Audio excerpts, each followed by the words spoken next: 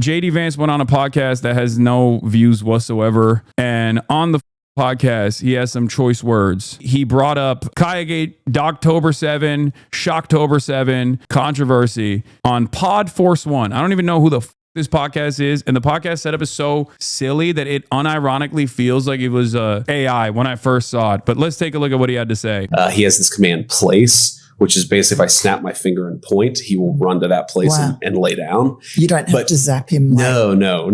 Hasan. Not like Hassan Biker. No. Wasn't that disgusting? No electrocution of dogs here. How disgusting is that? What does that tell you about a person? Well, I think it tells you that they're not, that they're bad people. Yes. If you can actually cause suffering to an innocent animal, you're probably the kind of person who doesn't worry about suffering in people as well. Yeah. And that's been my experience. If you mistreat dogs, that's almost 100% sign that you're going to be a really terrible person. So JD Vance has done spot training for his own dog, so he knows that it is not an abusive practice. And yet he is still leaning into this idea that I'm like abusing my dog, which is crazy because, hello, Kristi Noem, the secretary of the Department of Homeland Security, shot her puppy point blank, ISIS execution style, and then threw the puppy's body in a goddamn landfill in front of construction workers. And the only reason why we know about it is because she wrote about it in her book. What is happening? It is so transparent that these people not only do not give a about animal welfare, they don't give a about human welfare either. Because remember, this is the vice president we're talking about. The vice president of the United States is talking about Reddit, Twitter drama while we're at the precipice of 40 million American citizens losing their SNAP benefits, as in 40 million Americans are about to starve. 40 million Americans are about to starve in 2 days because the administration does not want to use the existing $6 billion that they have in their contingency funds to keep giving money to people. They are going to go to food banks, which will not be able to make up for the lack of SNAP benefits that they get. These are some of the most underserved people in the country. Many of them work. Many of them, even larger numbers, can't not work. As a matter of fact, they have dependents. They have children. And JD Vance is over here, as the government is shut down, talking about this. It blows my mind, dude. It blows my mind. I cannot believe that this is where we're at. Department of Homeland Security Secretary, once again, literally killed her puppy. Point blank executed her puppy, dumped his body in the landfill. None of these people care about animal welfare. The administration is shutting off 40 million people's SNAP benefits because they simply don't want to fund it. They simply want to make people suffer. They don't even care about human welfare. And this is what he's talking about. What will it take for Americans to realize that this is like clearly another cycle of distraction? These people do not care about you. They do not care about their own voters. Because remember, the reason why the government is shut down to begin with is because the Democrats are not funding the CR because they want to make sure that the Republicans come back to the table. This is the only point of leverage that the Democrats have. They want the Republicans to come back to the table and fund the ACA subsidies so that their own voters, Republican voters in rural ass places, still get some semblance of subsidies when they're paying for their health care. That is the argument here. Democrats want to fund health care, and Republicans are dangling the starvation of 40 million Americans in an effort not to fund health care. What is going on? This is where we're at. It's incredible. It's one of the ways, we really sort of test people is if Atlas responds well to them, if they like Atlas. We know. By the way, the dumbest people on the planet still in this chat will turn around and say, bro is deflecting. Brother, there is no deflection. She's right there. Okay. You're stupid. I can't entertain your hallucinations, but beyond the hallucinations that you're engaging in, please recognize that your parents, your grandparents that rely on SNAP subsidies are going to starve. Okay, wake up. Like, that's what I mean. That's what's so crazy about this. Like, first of all, it's not even a deflection. You're talking about a vice president that also has spot trained with the place command their own dog. So he knows what that is. He knows that that's not an abusive practice at all. Many people don't, okay? Many people don't understand it. The very fact that JD Vance knows what that is, knows his own Department of Homeland Security secretary shot and killed her own puppy means that they don't give a fuck about any of this. Or he's just straight up saying, yeah, we want a bad person, a sociopath. Hasan, please don't go with the ticket saying it's not abusive. You're going to get clipped, please. What can I say? The vice president is comparing me to a serial killer here in this clip, even though his own dog has also gotten spot training as well, like knows the place command as well. Yeah, they're good people, but you can tell if somebody's really mean to animals. It's like the Jeffrey Dahmer thing. Yeah. Like every serial killer ever has actually been really bad to animals. That's sort of how they... Yeah. I mean, I don't even disagree with that take, except I'm not really bad to animals. I love animals. I care about animal welfare a lot more than JD Vance does. In any case, that's where we're at. This is the New York Post's podcast, apparently. I didn't even know. The same podcast interview spoke with Kristi Noem about her dog, by the way. Bland segment overall, but she has spoken to Kristi Noem. Putting a puppy down as JD Vance talks about judging your character based on animal treatment. Oh, wow. I didn't know that. Let's take a look. The dog was a danger, or you felt that it was going to be a dangerous dog. And the dog was actively killing animals for fun, had been massacring, chickens, and then had tried to bite me and attack me. And from working all the time with animals like that, when, and in our state and in states and across the country too, that is something that happens from time to time. And keeping children and people safe is incredibly important when at that time we had little kiddos around every single day. In a hunting lodge we were operating, and people that I knew that I needed to take responsibility for the situation.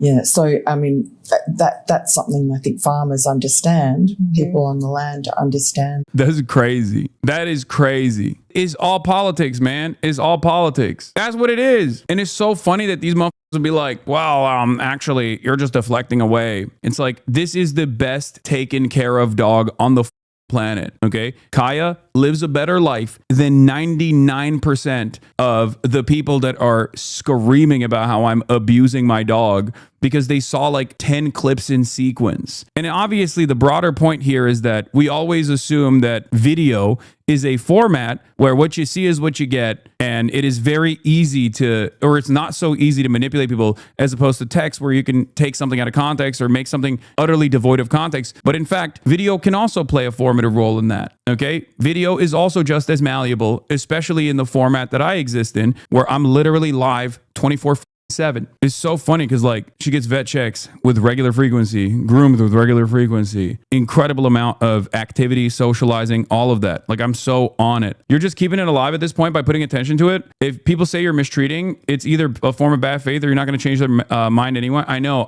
Well, what do you mean? I'm not keeping it alive. The vice president just talked about it. A vice president who also has like lied about human beings eating cats and dogs, including in that very same interview, as a matter of fact. He literally still said, after openly admitting that he was lying about Haitians eating cats and dogs, JD Vance is still saying Haitians are eating cats and dogs as the vice president. That is where we're at. JD Vance openly admitted that he was lying in the past about the Haitians eating cats and dogs thing. And then he still turned around and said it. Look at this. Look. This was, if you remember, the big controversy about all of the migrants who came into Haiti. 20,000 immigrants, Haitian migrants in a town of 40,000 people. So you blink your eyes in Springfield, Ohio, and you wake up and literally a third of the population of your town is now Haitian immigrants. And eating cats and dogs. Eating cats and dogs. Now, Biden paroled those immigrants. And it's so funny. It's just crazy because like no one actually turns around and goes, maybe this is an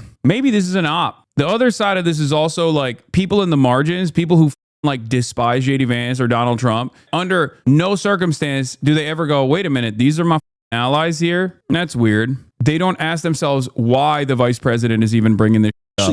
It's fine. It is what it is. What are you going to do? Evicted from the house because there are people who are going to pay more for rent. And then what happens is 20 people move into a 3-bedroom house. 20 people from a totally different culture, totally different ways of interacting.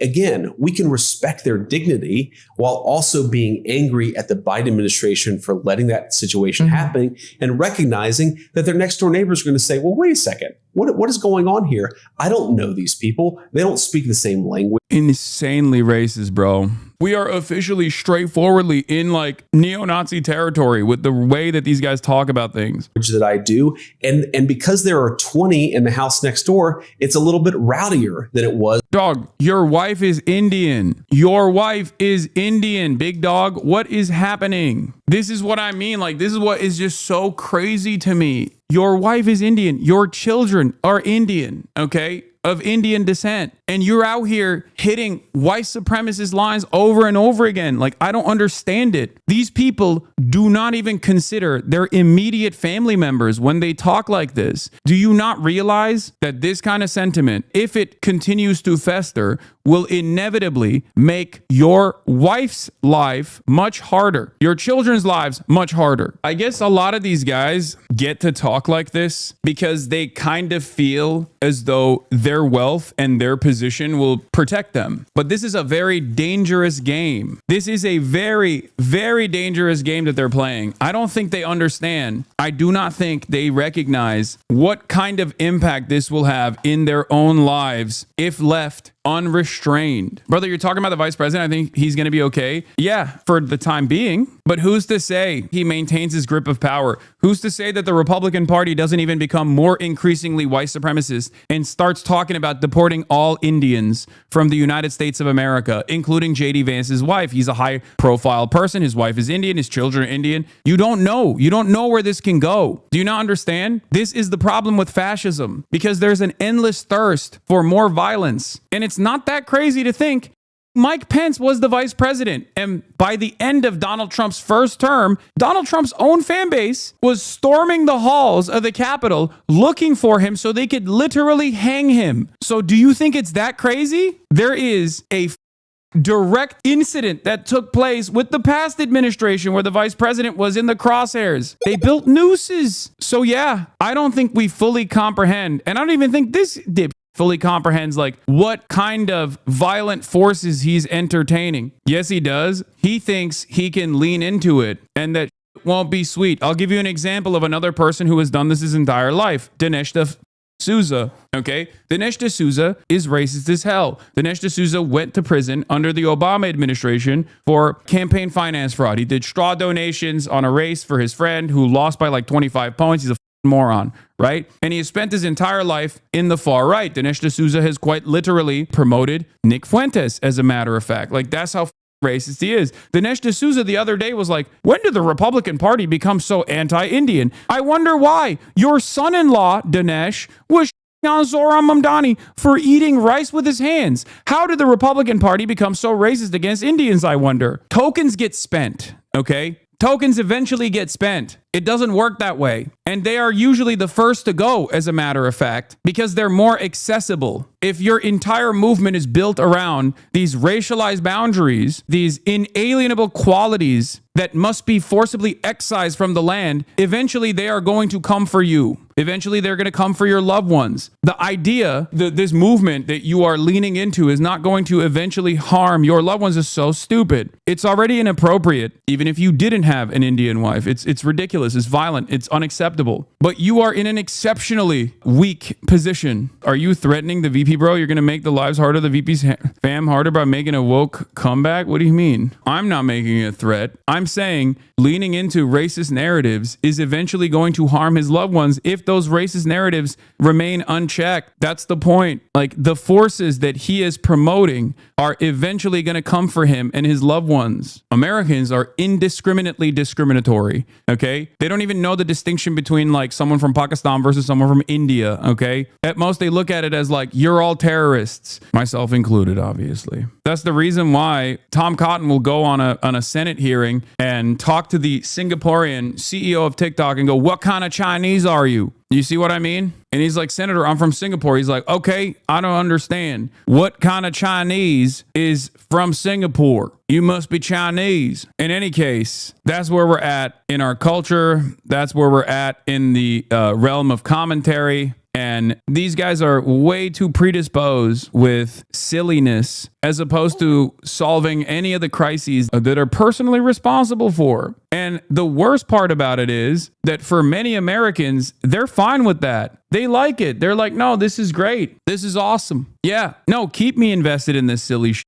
Don't worry about the SNAP benefits. All of these right-wing groups that even talk about the SNAP benefits talk about it as though it's like these are poor people that deserve to starve. They should just get back to work, not realizing what it takes to even get the SNAP benefits or what your conditions look like if you are SNAP recipients at all.